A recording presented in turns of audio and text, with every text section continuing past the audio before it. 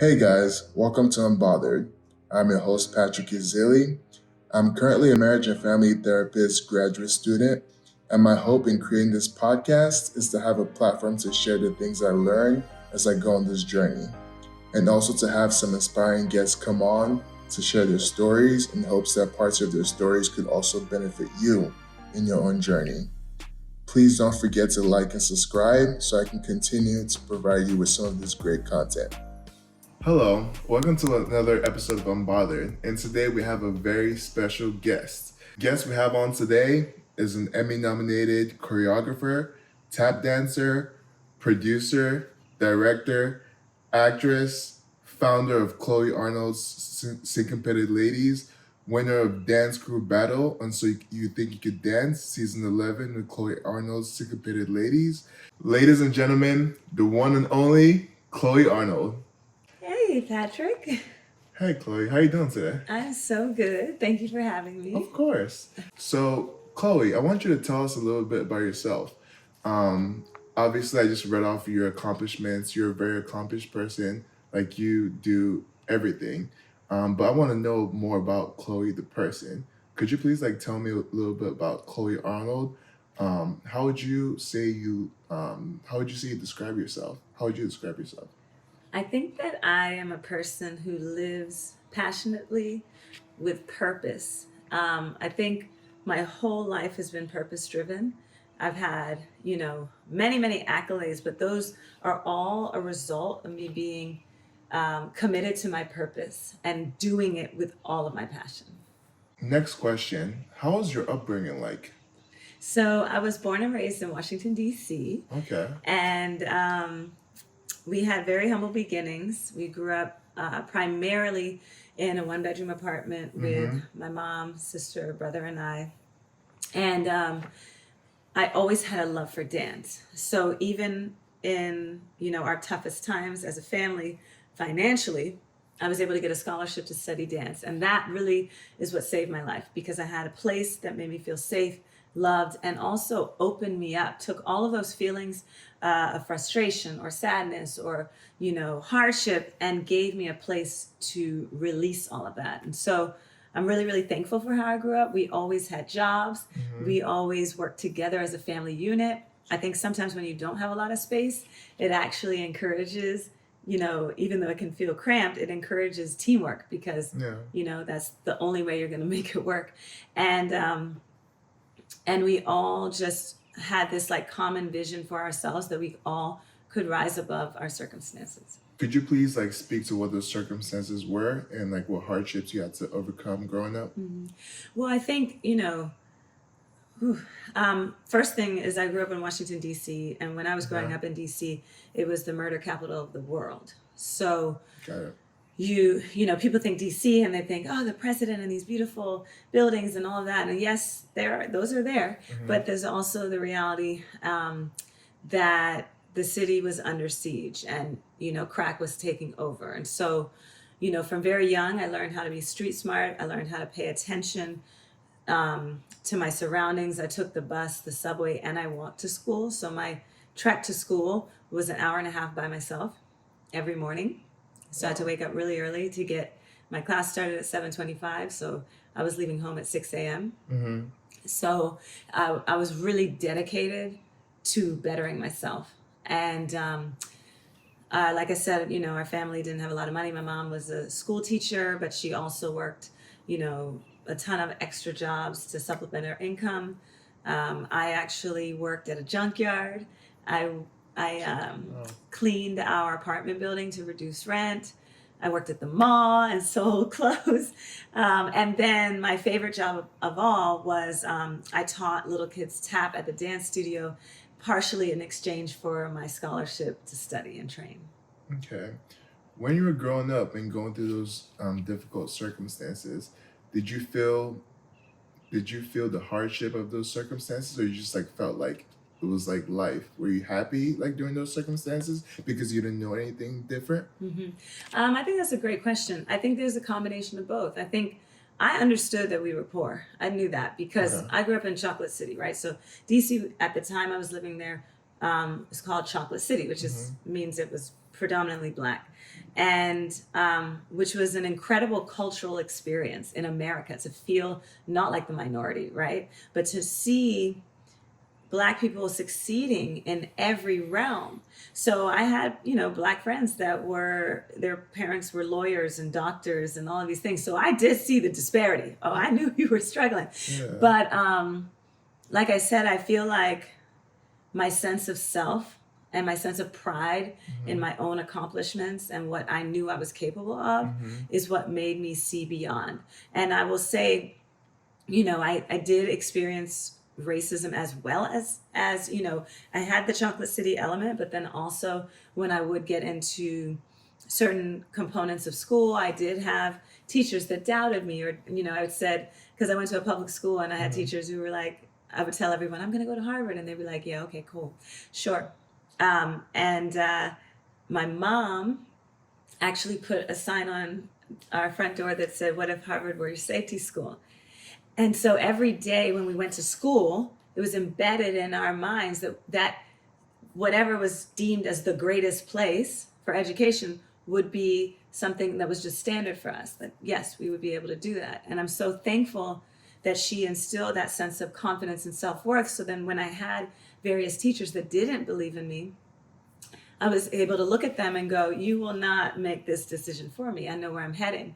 And I'm really thankful, though, I have to say, for all the teachers who did believe, and my career counselor who gave me all of the applications and said, go for it. You have nothing to lose. With all of that circumstances against you, did that affect your grades at all? Like, one would think that like affected your grades like heavily, even though like you did like end up like making it through. Yeah, I actually always had good grades. I'm an overachiever in my spirit, in my nature.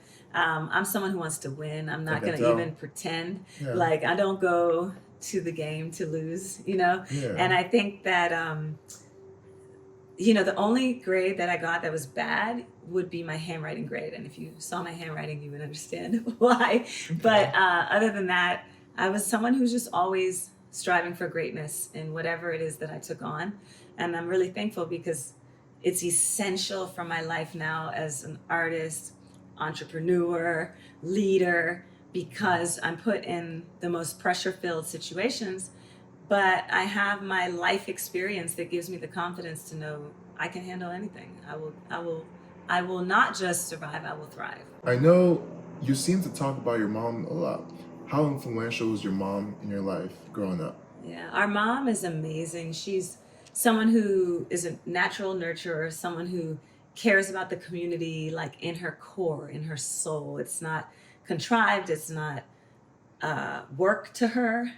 Giving back is just her nature. So even when we didn't have a lot and we had a small apartment, if our friends were having problems, everybody knew they could come stay with us until it got sorted out in their households. And people's parents also trusted my mom that she would create a safe space for everyone. And so I think it's something so important and beautiful to be said about who she is as a woman, because she had the strength to take her children, and build a better life for us when she knew that it would be her doing it on her own, that it would be way tougher, that, literally every month we were just, fighting to survive. But her courage, I think, is what inspired the courage in me to be able to go, you have what you need inside of you.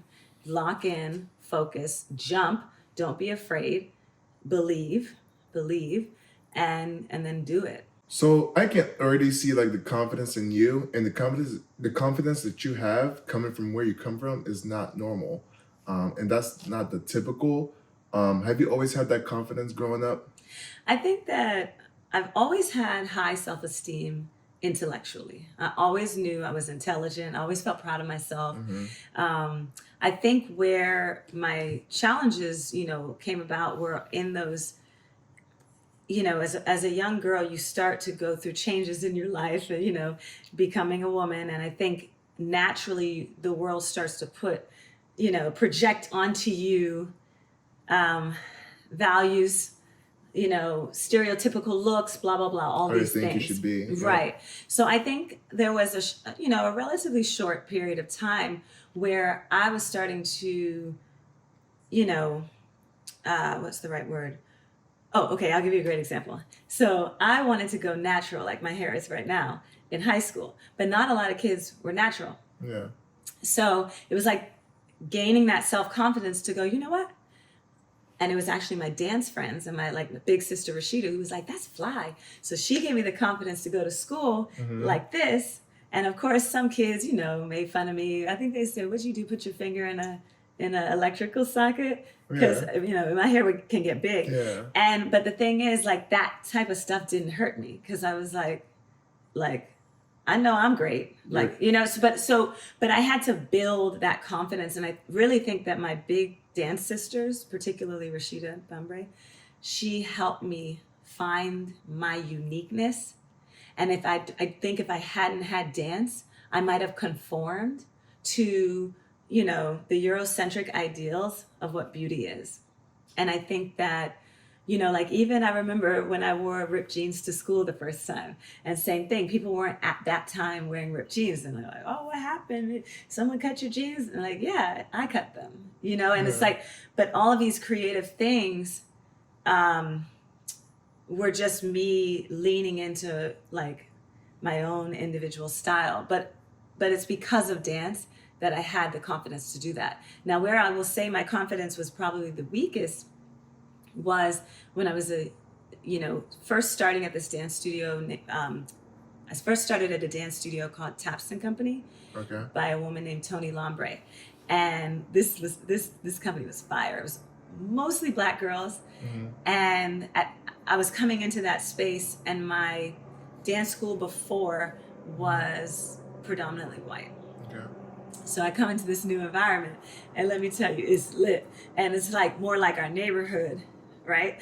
And I had to break out of my shy shell. I was shy. I was still reserved. I was still finding my body, and oh my God, what are these hips, or what is this booty? How do, I was just a little uncomfortable in that way. And my dance teacher unlocked that self-love that all women need to have. And then particularly for me as a Black girl, to be able to embrace my curves and embrace my uniqueness. So I'm really thankful, like I said, for dance, because it was an entire family. It was the dance studio was my second home. And it raised me so beautifully in conjunction with my mom. Speaking of dance, what got you into dance in the first place? I got into dance when I was 6 years old because my mom loved to dance, and she thought it'd be great for me, and I'm so happy that she did. I started in a very kind of normal strip mall dance studio, but my mom was so resourceful, and she was reading the city paper and saw that, it started here. I saw the movie Tap, starring Gregory Hines, when I was 9. And that was oh my God, this is amazing. I want to do that. And then within a year of that, he came to DC, taught a masterclass, did a show, and that was it. I'm oh, that's what I want to do. I want to have a career like Gregory Hines. And again, it still seemed very distant because I'm just 10 years old in DC and so far from Hollywood and still so far from New York also. But again, that studio that I told you about, Taps and Company, Toni Lambre, Dana Coleman, these women gave me that inner fire and sense of self-worth. So even if I still had further to go technically to advance myself, I had that inner determination and belief that I could do it. Because you had the right people around you Exactly. that instilled that in you, especially your mom. Exactly, the right people. And then when I became a teenager, I had the honor, privilege to add another woman, very, very key inspiration to my whole career woman, and that's Debbie Allen. So she took me under her wing when she was 16. Debbie Allen is, the most renowned dancer, I would say, in America, and definitely the most renowned Black woman dancer, choreographer, director, actress, writer, Now you understand. Philanthropist, where I get, the example, entrepreneur. And she was that next person that believed, right? That said, like, okay, Chloe, all right, now you want to go to the big, she actually has a famous saying, if you want fame, fame costs. And right here is where you start paying in sweat. And so under her guidance and mentorship, I sweat. I put in the hours. I put in the work. I put in the grind. I put in the passion. And she further took me out of fear, right? Like, because, ultimately, to get to your dreams, you're chiseling away at the fear that keeps you from the possibility. So she helped me really chisel that to almost, like where I'm like really confident. And even if I'm afraid, I recognize that fear and I go, nope, I'm not going to let it stop me. I feel like that's easier said than done. But in the ways that she helped you, can you speak a little bit like more to that? Like in what like technical ways that she like help you progress like in your career? I know like she taught you like integral things, but tell me more about like your work with her. Yeah, so the first thing I did when I was 16 was a play that she created called Brothers of the Night. That was amazing. And in that play, she expanded my skill set. So tap was my main thing, but then she had us swing dance and do jazz and sing and act. So all of a sudden now I'm like, whoa, the world of the arts is huge.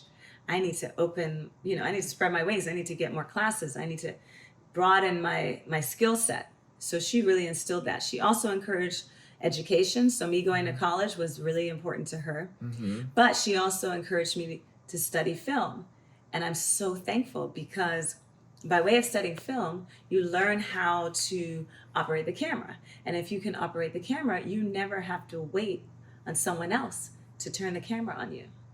Which means that, especially when I was coming up, and there were so many gatekeepers, there was, racism, sexism, and just economic obstacles to filmmaking, I was able to say, I'm not going to wait for you all.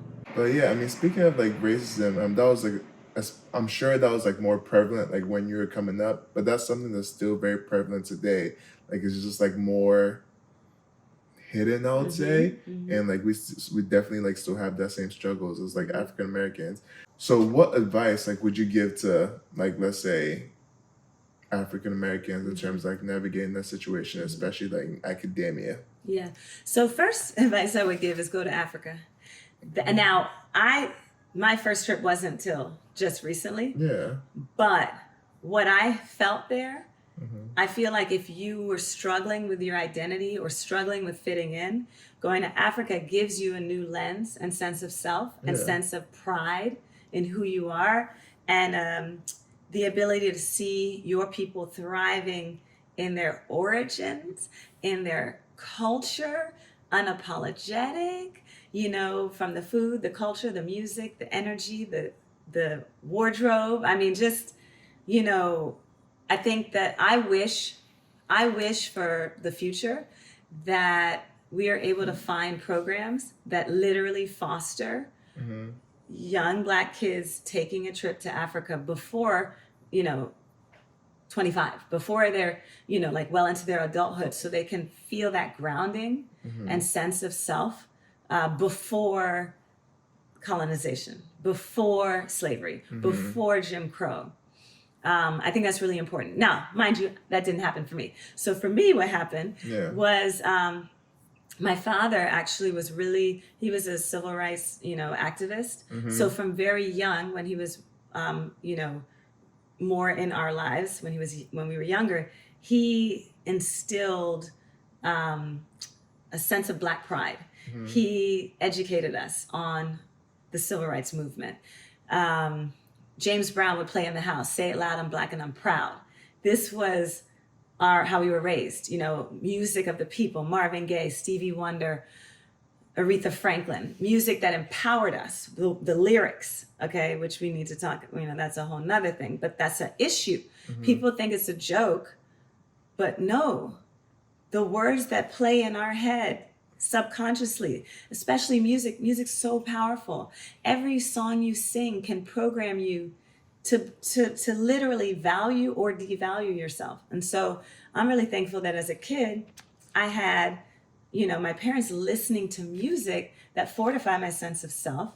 And then on the bookshelves, okay, folks, books, kids' books, on the bookshelves were a book called To Be Young, Gifted, and Black by Lorraine Hansberry.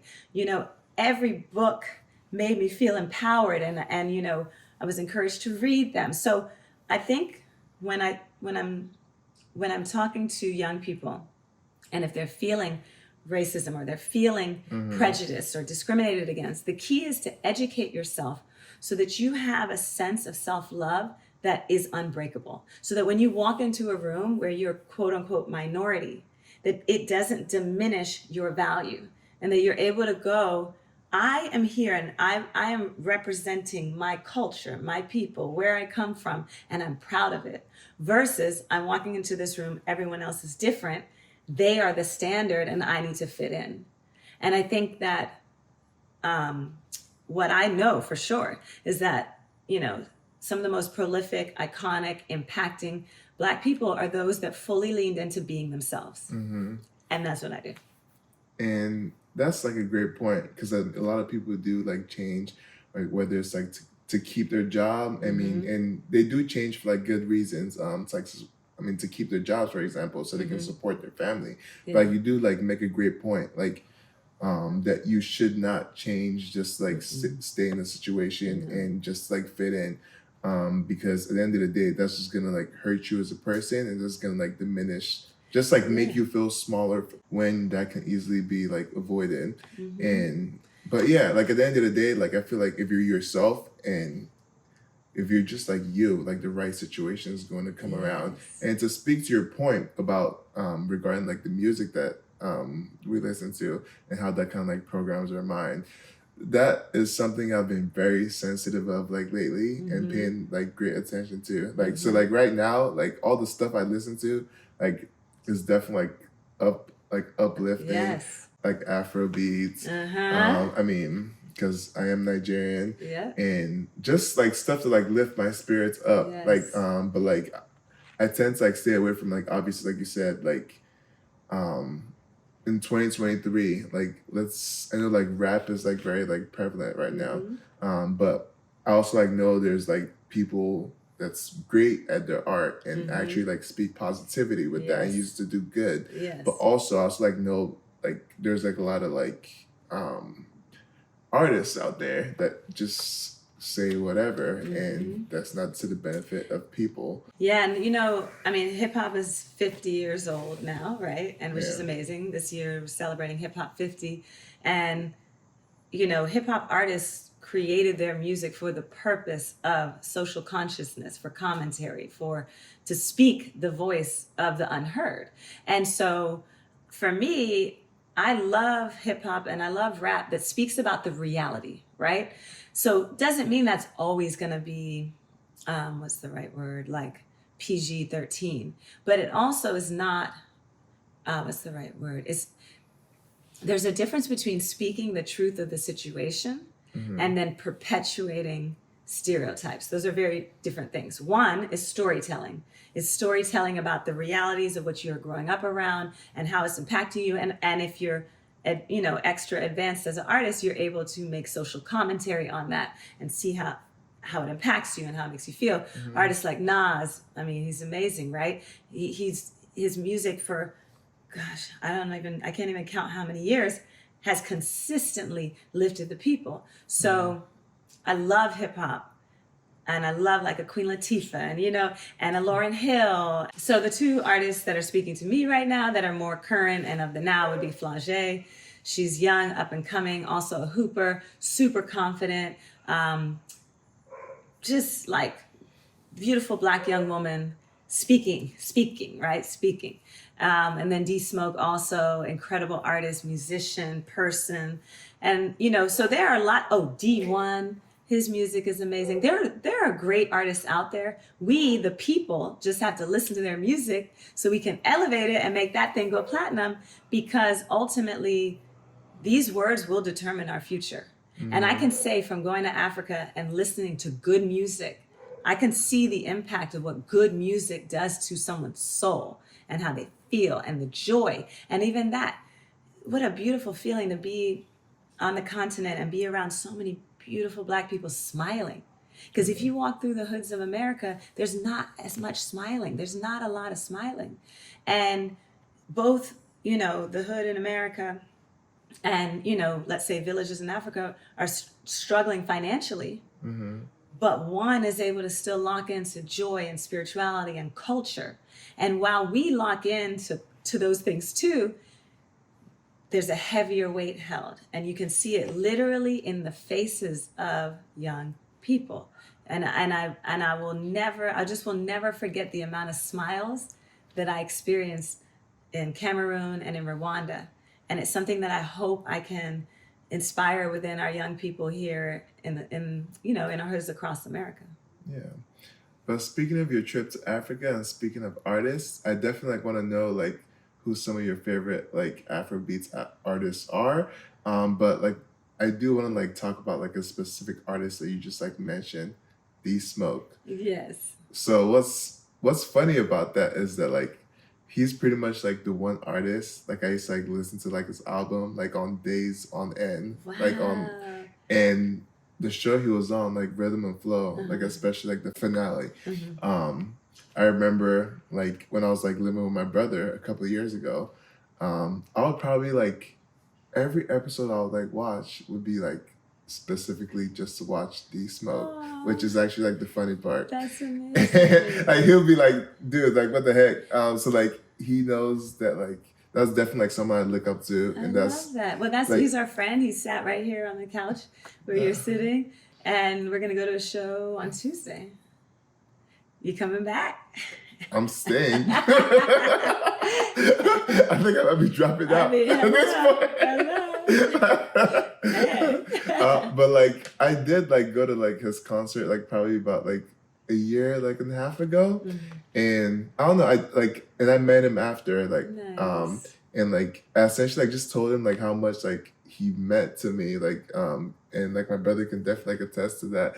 And what was really nice about that, I remember I reached out to him after.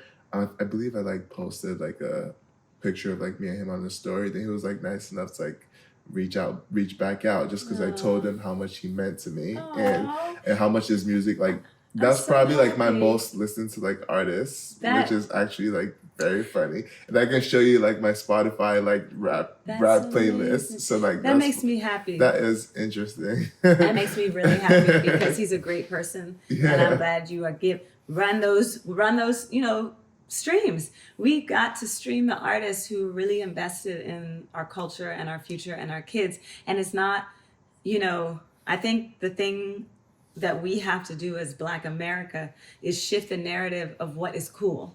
Because ultimately, cool is not diminishing our worth, right? Cool is highlighting how amazing we are beyond our body parts. Yeah. Okay. That's really our, one of the things that is so frustrating to me because I work with a lot of young girls. Yep. And I'm perpetually working to inspire them to love themselves. And it would be so helpful if music, was working in conjunction with me so that, we're focused on that self-love, that possibility. You know what I mean? When I listened to Lauryn Hill when I was in college, her music made me go, I can do anything. You know what I mean? It made me walk into the streets of the city, still feeling cool, but feeling cool with purpose, feeling cool on a mission. And I just hope that artists continue to evolve in a direction that, and here's the thing, I don't even need for the artists to evolve. I just need for us to start listening to music and make the message music go platinum. Yeah. If we can make music with a message go platinum, then more people will make positive music. That's the bottom line. People are driven by the dollars and cents of it. Exactly. And so if we can shift it back to the time of Motown, Motown was the biggest thing on the planet. I mean, Black music has always led America. So we have to understand our power and we have to lock in. And I'm really thankful for Afrobeats because Afrobeats is taking the world by storm. It is. And it's going, wait a minute, you don't have to be raunchy to make a hit. Yeah. I mean, you know, we just, calm down, just one, you know, the song is Calm Down. Yeah, you know what I'm saying? And there's, I mean, like, It's Plenty by Burna Boy. Yes. Like, so uplifting. And yeah, what's great, like, I mean, at the All-Star game, like, they had all these, like, Afrobeats artists, like, perform. And I feel like ever since then, it's been, like, taking off. Like, it's really, like, amazing. Like, that's pretty much, like, all I listen to. Like, pretty much, like, that. And, like, as you were saying, like, music, like, with strong and empowering, like, messages with them. Because, I mean, truthfully, like, everything that you listen to, take in, watch, that definitely does like sync with your brain. 100%. I mean, another thing that was beautiful for me about going to Africa is I didn't see any plastic surgery because I was in Cameroon and Rwanda, right? I didn't see it. God, it was so refreshing to not see plastic surgery, right? To see people in their natural state, so little makeup, so much natural beauty, so much, you know, just self-love. Like it's so simple, right? Not being afraid to sweat, right? Because I was working with a lot of basketball players. So girls that aren't afraid to sweat, that aren't afraid to, you know, have goals and say them out loud. You know what I mean? And like go for it. And I think that, you know, the reality is plastic surgery is becoming such a normative in the States. And I, as you can see, even right now, I'm not wearing any makeup. I'm kind of in this like, what's the right word?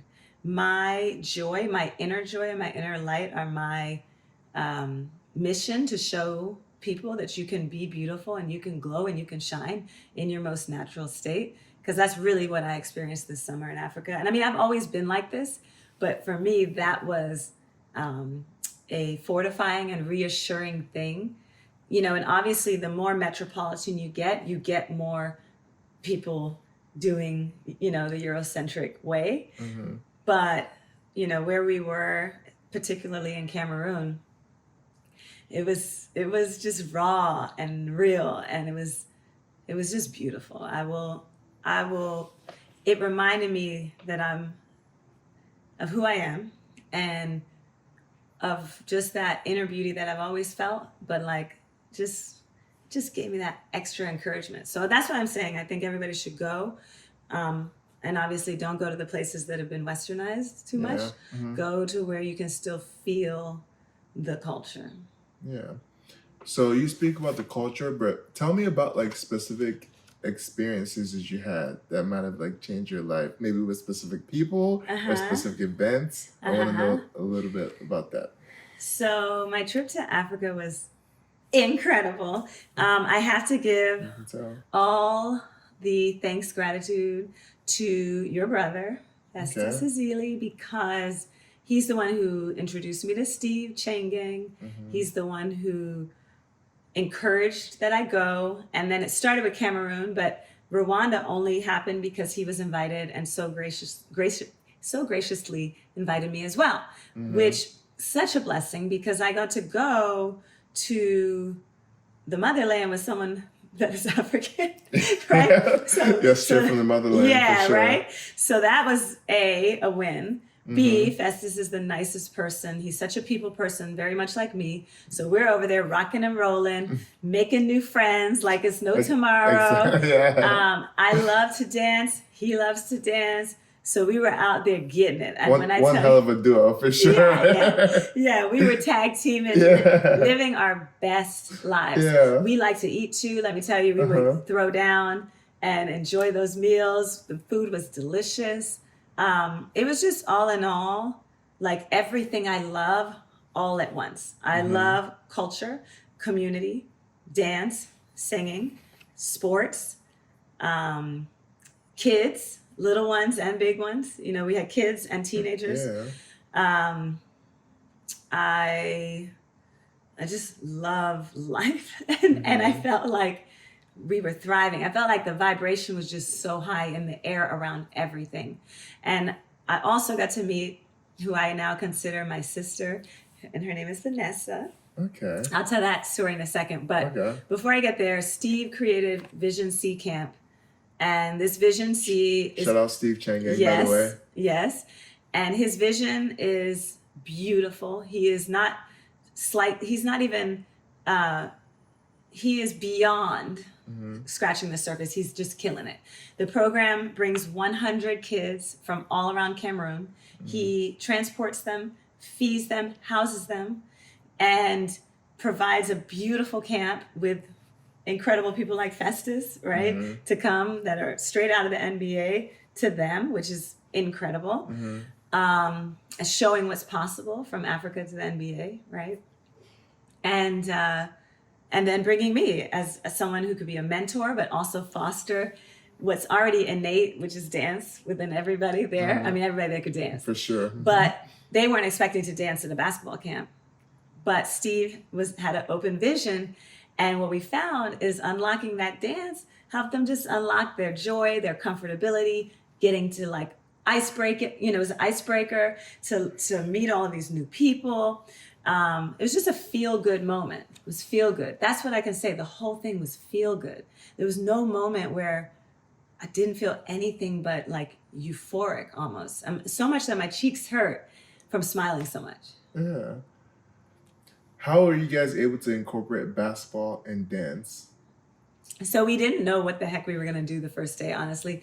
And Steve is so funny. Before we went, he's like, Chloe, are you prepared? I was like, no, but I'm fully prepared. Life has prepared me. And I mean, this is what I do. I will find out when I get there what we're going to do.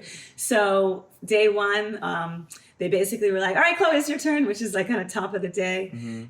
So we started with just great music, stretching, and we did like some speed footwork things that are kind of out of tap and dance, the two.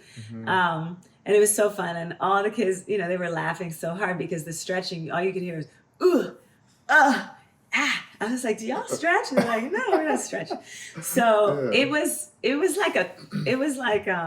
a vibe. That's what I'll say. As the week progressed, we started doing freestyle circles. We started doing back and forth, little battles. And you could start to see, again, everybody get more comfortable and be able to be spotlit and do their dance and feel proud and cheer each other on. And all that camaraderie lends itself to the idea that teamwork makes the dream work. And we know that you need that on and off the court. How important do you think dancing is as a form of self-expression? I mean, dancing and music, but like, let's talk about like dancing for now. Because I almost like feel like it's its own language, but I'm going to let you speak to that. I think dance is a language. Just like a language, literally, like English or French or all of the many, many languages spoken in Africa. You don't have to speak the same language to feel like someone is your family. And so back to the point of I made a family there, but my family got bigger because when we were heading to Cameroon, all of a sudden I had this realization, like, I'm going to a basketball camp. I'm bringing my love for dance, but I don't know any dancers here, so I'm not going to necessarily learn, or I'm not going to be exposed. I want to be educated too. So dance is my favorite thing in the world, and I don't know any dancers. So I kind of got this like panic. So I went back to my Instagram and I found a clip that I'd saved like 2 months prior of this girl named Vanessa, or YV_Vans. That's her name on Instagram. And I looked at her and I was like, I wish I was meeting her. Looked in her bio, it had a link to a dance school. Clicked that link, and I saw that school was in Cameroon. And I was like, oh my God. Funny how life works. And the next day when I was flying in was my birthday. So I sent her a DM, send the dance school a DM. I'm praying that they answer me. I'm like, oh my God, I'm praying. They replied pretty quickly, thank God. And I said, it's my birthday tomorrow. We're going to go out. I would love to meet you. So the thing is, Vanessa didn't live in Douala, which is where we were going. She lived in Yaoundé, which is like 5 hours on a bus away. So I was like, no, I'm not going to see her because it's too far. And again, this was like ultimate blessings. She was planning to travel into Douala for the week on my birthday. So I landed at the airport. She landed by bus within several hours of each other.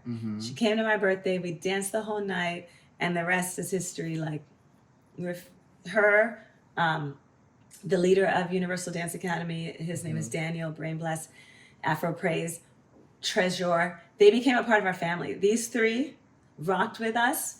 Festus will tell you, they literally were like, just became a part of Vision C, and were with us the whole week. They performed at the All-Star Show. They came, and while I was teaching, danced along. They stood on the sidelines and, like, had a vibe. They helped us unpack the container from midnight to like 3 a.m. No, they were the realest, but all through dance. And so you say, well, is dance a language? Dance is a language, because we knew that we were good people from just the way that we dance. Exactly. And it allowed them to welcome me into their lives, and for me to welcome them into my life. I feel like it's so good for like your mental health as well. Heck yeah. I know for sure that if the world danced more, we would have more peace, we would have more joy, we would have more connectivity. People would actually talk to each other more, smile at each other more. I feel like dance saves lives, art saves lives, and we have to get more arts in education. And that's what my sister and I do through our foundation. Okay. So let's talk about how you became discovered, like, in the first place, with dance. And that was through Beyonce sharing one of your videos. Can you speak to that a little bit, and how that made you feel, and how that changed your life? Yeah, I am so fortunate. Like I said, there have been some just incredible women that have come into my life, starting, from my mom, but then Miss Toni Lombre, then Debbie Allen, who saw the fire in me, saw the light in me, and said, you can do it, right? And then poured whatever resources they had, even if it's just encouragement, into my life to help me ahead.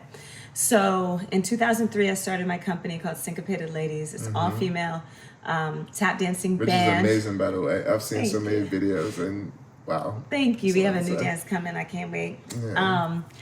So I had the opportunity to work with Beyonce in 2006, not tap dancing. Yeah. And that experience shifted how I felt, because I felt so empowered dancing with her. And I thought, I want to feel that way when I put on tap shoes. So I've got to figure out stylistically, how do I do that? So as I was developing that language of how I would speak my language of tap, I made a video. And this is me taking my film skills and applying them to my dance skills, just like Debbie Allen had said. Don't wait on nobody else, make your own stuff. So we did. And this particular video, God bless, got to Beyonce, and she ended up sharing it, and she wrote, they killed it. And that was the catalyst for now the world to have eyes on us. And that's the reality, because Beyonce sharing something and putting it on her platform is truly the world having eyes on it, because her reach is so throughout the world. When she did that, we had 220 countries looking at our video, because you can see the analytics. Yeah. I didn't even know there were 220 countries. I had never even thought of that. Yeah, that's wild. Right? There were folks watching in Saudi Arabia. I could, you know what I mean? It was like, you whoa. Couldn't comprehend it. Yes, and that was the first time she shared our video. That was 2013. Okay. That got us onto So You Think You Can Dance, where we won that. Then we were able to promote our own tour, so we could self-produce, and people would come because we had, we were in the spotlight. We were actually trending on Twitter, #1 over LeBron James. Wow. I think it was during the playoffs, for it was like maybe one day, but you know what? That one day, I'm gonna have to post that. I'm gonna have to post that. That needs to come. I need to pull that out of the seriously, the archive. that's very impressive, and that's like not something to forget. I forgot all about that, but we're bringing that one back. Yeah, for sure. That's insane. So then the second time that she shared our video was 2016 for Formation, and she actually made that the homepage of her website, Beyonce.com. Wow. And it lived there for at least 2 weeks. Okay, so now we're talking. So she shares it on her social media and on her website. And that was from then on, 2016 to 2023, from her single, impact. We have not stopped working. I'm talking perpetually. And so much so that Sync Ladies, which was like 5, now we're literally got other casts that we're developing because multiple jobs are happening on the same day. Yeah. It's like, I call it the Beyonce effect. And whenever I get to see her, I always thank her from the bottom of my heart and let her know that what she's done for us, we're paying it forward. Like, this is not something we are just like gatekeeping or holding on to. We're like this. I want this for all of you. And any way that Maud and I can, do what we know Beyonce did for us, we aim to do with our sisters, with the young people coming up, with our brothers. Like, any opportunity we have, we're always trying to catapult someone else, because we know what it means when you co-sign someone. And in this particular case, we had, the Queen. Yeah, like someone everyone like looks up to, like, yeah, at the top of the industry. Yeah. Like, it doesn't get much bigger than that. No. Like, that's yes. wow. Life shifting. Wow. Yeah, life. It's crazy how like life works. Yeah. I mean, from starting from like where you grew up to having Beyonce share a video to sitting in this beautiful house right now. Thank you. Like, woo. Wow. But yeah, like, every time I walk into this house, like I said, we grew up in a 1-bedroom sharing. Okay. 4 people sharing. You and your sister and my mom and my brother sharing a 1-bedroom apartment. We sectioned it off to create a little privacy, but there was 1 bathroom. Maud and I shared a room that was attached to the bathroom, and then there was like a porch and then it was like a couch. I mean, this was what we shared. And now I have 3 bedrooms and 3 bathrooms for myself and a dance studio, and my sister has a house, and it's now, of course, our place is always stacked with people because that's who we are. That's how our mom raised us. So I'm glad I have extra bedroom and office, and that young people can come here and dance in our dance studio and do homework on our laptop if they need to, a computer. I'm very thankful that my family is able to open, that our success is able to expand opportunity for the community. So let's speak about your work at the late night show, which you essentially got an Emmy for. Tell me a bit about that experience, and tell me about how that got you nominated for an Emmy. Okay, so 2016, powerful year. That's when Beyonce shares our work. We go from again, creating on our own to now I'm choreographing a major television show. The first episode that I did, I got called the night before, I had to come in the morning with my crew of dancers, choreograph in a couple of hours, and shoot. Yeah. It was with James Corden and Meghan Trainor. They actually changed the lyrics last minute, which is kind of crazy because we choreographed to the lyrics. Okay. I was with my sister, partner in crime, Ava Bernstein, and she and I knew each other from, now it's been 20 years through Debbie Allen. We were both at Debbie Allen, family, kids. Yeah. And in that 7 years, we did, I did at least 100 episodes. I got to work with A-listers from, Justin Bieber, Will Smith, Gwyneth Paltrow, Ice Cube. I mean, it's a lot of amazing people. Wow. But James Corden was such a great leader. The show was fantastic. The vibe was on. We had the best time. I got to hire hundreds of dancers. I can't even count how many. I was able to give so much work to dancers for them to be on TV, all sizes, shapes, because again, now that I'm in charge, right, I can work to intentionally make sure that the discrimination is not happening. So you have, diverse dancers getting on TV in ways they've never been on TV. Yeah. And it's been so rewarding. And I have to say about the Late Late Show with James Corden is that their producing staff, Ben Winston, Rob Crabb, Josie, the whole team, everyone 100% empowered me to cast. They never questioned my hiring. They let me and understood that I would pick the best cast and make sure that it was representative of America versus only one culture. And it's just so important because, again, seeing yourself on TV helps you know that you can get there, right? Yeah. And I'm very thankful to have been just part of a really forward-thinking and empowering team. And through that 7 years, I really learned the craft of making TV, choreographing for TV, hiring, being a leader, all of those things. It was incredible. And I was thankful that I got nominated for an Emmy in 2018 for my work. And it was a game changer because, definitely the first Black woman tap dancer ever to be nominated for an Emmy.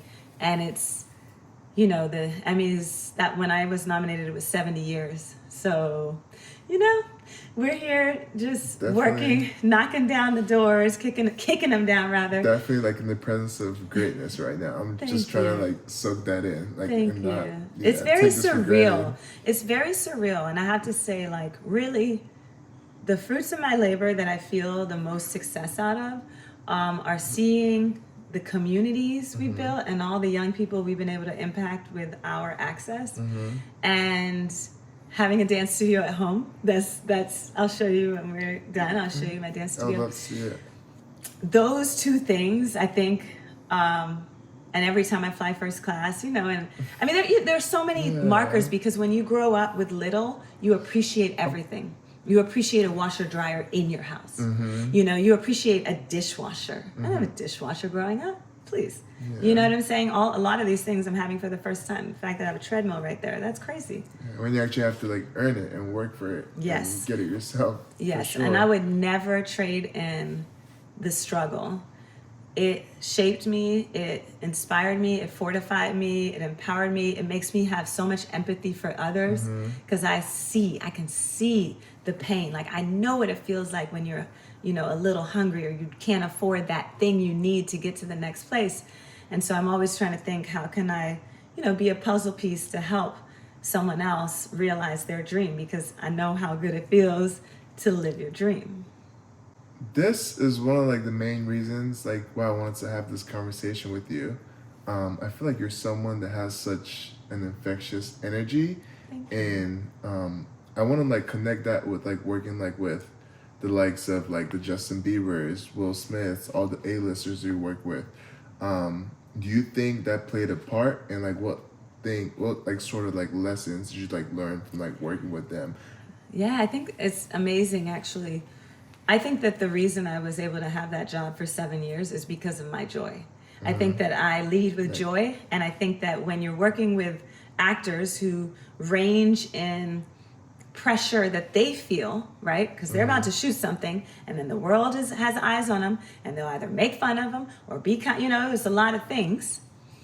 I'm responsible for making them feel good, so that they can get on screen and shine and feel proud of themselves and feel excited. And so even though you've already made it, people who have already made it know they're under scrutiny. And so you want to make the vibe where they can have a good time. When Will Smith left our set, he posted on Instagram, "This was one of the most fun days I've had in months." And I'm like, see, we did it. That's the success. Right? Because his life is pressure filled. He's providing for a lot of people. His success determines the success of everyone that's, is employed by him or getting an opportunity from him. And so through dance, I'm able to unlock the inner light within people and help them shine, even if they already know how to shine in whatever they're good at.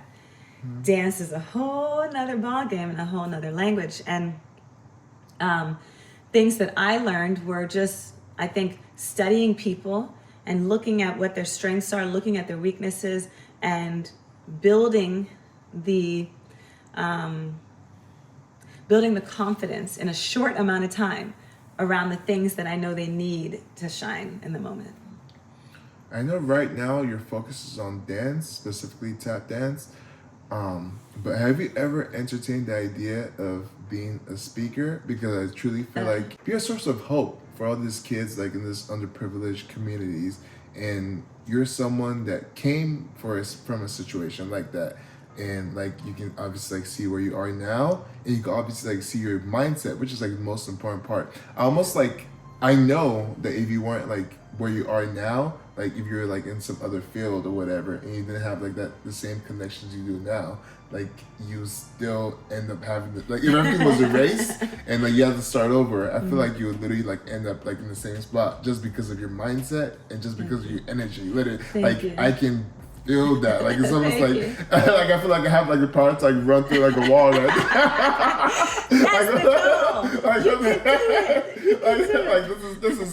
This is truly amazing. Thank you. I appreciate it.